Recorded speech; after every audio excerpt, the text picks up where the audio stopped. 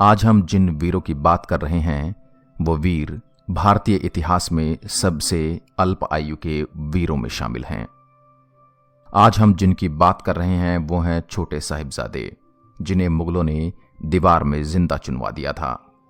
धर्म की खातिर खुशी खुशी बलिदान और जंग में दुश्मनों को धूल चटाने वाले गुरु गोविंद सिंह जी के 4 साहिबजादों के बारे में शायद ही कोई होगा जो नहीं जानता होगा। जहां गुरुजी के 2 बड़े साहिबजादे जंग में लड़ते हुए शहीद हो गए, वहीं 2 छोटे साहिबजादों को जिंदा दीवार में चिनवा दिया गया। भले ही आज किताबों में इनके बारे में ज्यादा जिक्र न हो, लेकिन यह नन्ही जाने अपने पीछे आज एक मिसाल कायम करने वाले पद चिन्ह छोड़ गए हैं। आइए जानते हैं कि किस तरह से छोटे साहिबजादे अपने इरादों पर अटल रहे और मुगलों के सामने न झुकते हुए मौत को गले लगाना बेहतर समझा। शुरुआत हुई आनंदपुर साहिब के किले से, जहां गुरु गोविंद सिंह जी के शूरवीर सिंह और मुगल सेना के बीच कई माह से घमासान युद्ध जारी था। गुरु गोविंद सिंह और उनके सिंह हार मानने को तैयार नहीं थे। नन्ही जाने महान साका किताब के लेखक गुरचरण सिंह टोहड़ा लिखते हैं कि ये देख कर औरंगजेब हतप्रभ रह गया।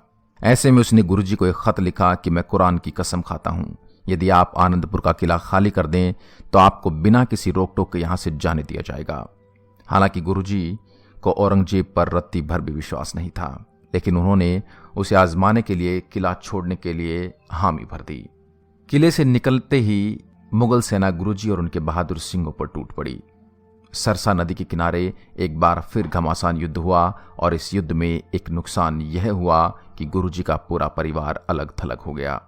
गुरुजी के छोटे सुपुत्र साहिबजादा जोरावर सिंह और साहिबजादा फतेह सिंह अपनी दादी माता गुजरी जी के साथ चले गए।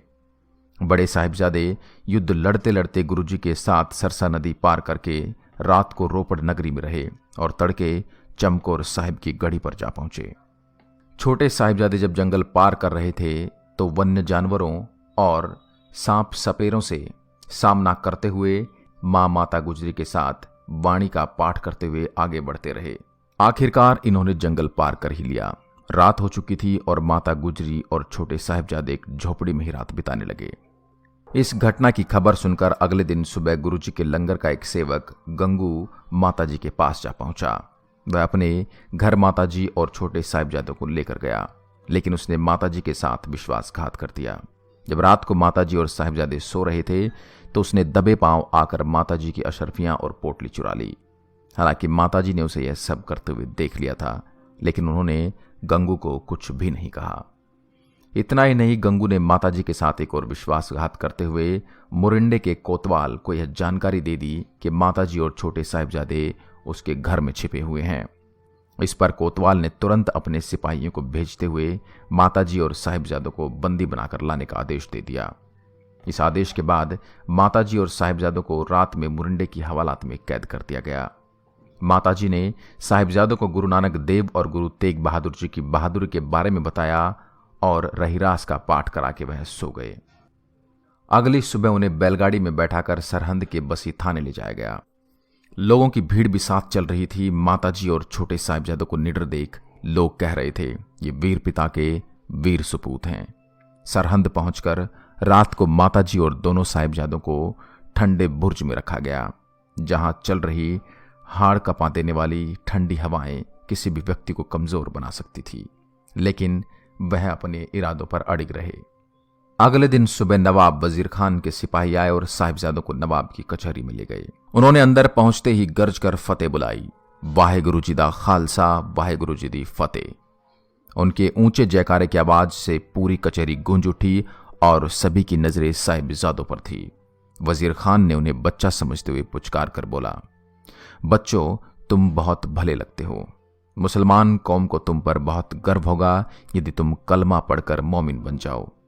तुम्हें मुंह मांगी मुराद मिलेगी। इस पर दोनों साहिबजादे गरज कर बोले, हमें अपना धर्म प्रिय है। यह सुनकर नवाब को गुस्सा आया और काजी को बोला, सुन लिया इन बागियों का गुस्ताखी भरा जवाब, इन्हें सजा देनी ही पड़ेगी, ये बागी की संतान है। ये सब सुनकर भी जब साहिबजादे डरे नहीं तो वहां बैठा दीवान सुचानंद उठकर आया और बोला कि यदि तुम्हें छोड़ दिया जाए तो तुम कहां जाओगे। इस पर साहिबजादों ने कहा कि वे जंगल में जाएंगे, सिखों और घोड़ों को इकट्ठा करेंगे और फिर तुमसे लड़ेंगे। इस पर दीवान ने गुस्से में आते हुए नवाब से कहा कि इन बच्चों को सजा तो देनी ही पड़ेगी, अन्यथा आगे चलकर ये हमारे साथ बगावती करेंगे। दरबार में मौजूद काजी ने साहिबजादों का सुचानंद के साथ वह वार्तालाप सुना और कुछ देर बाद एक फतवा जारी कर दिया, जिसमें लिखा था कि ये बच्चे बगावत पर तुले हैं, इन्हें जिंदा ही नींव में चिनवा दिया जाए। फतवा सुनकर साहिबजादों को वापस ठंडा बुर्ज भेज दिया गया, जहां उन्होंने दादी माता गुजरी को कचहरी में हुई सारी बातें सुनाई। वही नवाब ने काजी को हुक्म दिया कि बच्चों को दीवार में चिनवाने के लिए जल्लाद का इंतजाम किया जाए। अगले दिन साहिबजादों को दोबारा कचहरी लाया गया और फिर उनके विचार पूछे गए, लेकिन वो अपने इरादों पर अटल रहे। दोनों ने एक बार फिर कहा कि हम अपना धर्म नहीं बदलेंगे। यह सुनकर एक कर्मचारी आया और बोला, हुजूर, दिल्ली के शाही जल्लाद मिसाल बेग और विशाल बेग कचहरी में उपस्थित हैं। आज इनकी पेशी है किसी गुनाह के सिलसिले में। अगर आप इन्हें माफ कर दें तो ये बच्चों को नींव में चिनने के लिए राजी हैं। नवाब ने तुरंत हुक्म दिया कि इन जल्लादों का मुकदमा बर्खास्त किया जाता है और इन बच्चों को जल्लादों को हवाले कर दिया जाए। आदेश की तामील की गई और बच्चों को उस जगह ले जाया गया जहां दीवार बनाई जा रही थी। साहिबजादों को उस दीवार के बीच खड़ा कर दिया गया। अब काजी ने एक बार फिर कहा कि दीन कबूल लो, क्यों अपनी नन्ही जानों को अकारण ही गंवा रहे हो।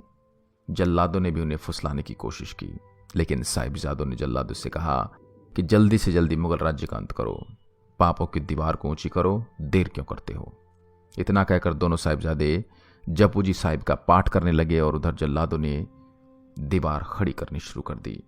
जब दीवार बच्चों के सीने तक आ गई तो एक बार फिर काजी और नवाब ने उनसे धर्म कबूल करने को कहा, लेकिन उन्होंने इनकार कर दिया। छोटे साहिबजादे फतेह सिंह ने कहा कि हमारे दादाजी गुरु तेग बहादुर साहिब ने शीश दिया पर धर्म नहीं छोड़ा। हम जल्दी उनके पास पहुंच जाएंगे, वह हमारे रक्षक हैं। थोड़ी देर बाद ही दोनों साहिबजादे बेहोश हो गए। यह देखकर जल्लाद घबरा गए। जल्लाद आपस में कहने लगे कि ये अपने अंतिम सांसें ले रहे हैं, दीवार और ऊंची करने की आवश्यकता नहीं है। रात उतर रही है, इनका गला काटकर जल्दी काम खत्म कर दिया जाए। इतना कहना भर था कि दोनों बेहोश हो चुके साहिबजादों को बाहर निकाल लिया गया और उन्हें शहीद कर दिया गया। यह देख आसपास खड़े लोगों की आंखों में आंसू की धार फूट पड़ी और वह आह भरकर नवाब और काजी को कोसने लगे। इधर छोटे साहिबजादे शहीद हुए और उधर ठंडे बुर्ज में माता गुजरी ने अपने प्राण त्याग दिए। तो ये थी छोटे साहिबजादों की वीरतापूर्ण कहानी, जिन्होंने एक छोटी सी उम्र में भी इतना बड़ा उदाहरण काम किया कि दुनिया का कोई भी अत्याचार तुम्हें तुम्हारे धर्म से हिला नहीं सकता, अगर तुम हिलना ना चाहो। आशा करता हूं छोटे साहिबजादों की यह वीरतापूर्ण कहानी आपको पसंद आई होगी।